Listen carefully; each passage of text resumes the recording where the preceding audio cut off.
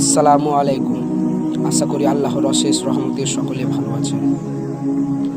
আল্লাহ রব্বুল আলামিন আদম আলাইহিস সালাম এবং মা হাওয়াকে পৃথিবীতে পাঠানোর পর তারা এক অপরকে কত বছর খোঁজাখুঁজি করেছিলেন এবং তাদের সাক্ষাৎ ঠিক কোথায় হয়েছিল।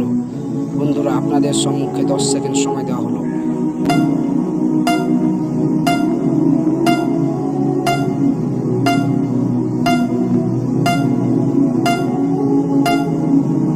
আল্লাহ রব্বুল আলামিন আদম আলাইহিস সালাম এবং মা হাওয়াকে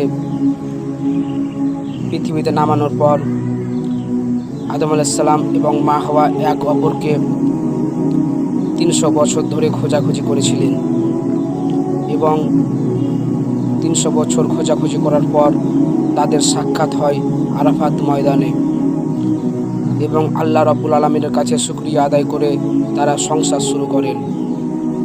বন্ধুরা, এই ভিডিওটি যদি ভালো লেগে থাকে অবশ্যই সাবস্ক্রাইব করবেন এবং ফেসবুক পেজ থেকে দেখলে অবশ্যই ফলো করে পাশে থাকবেন। ধন্যবাদ।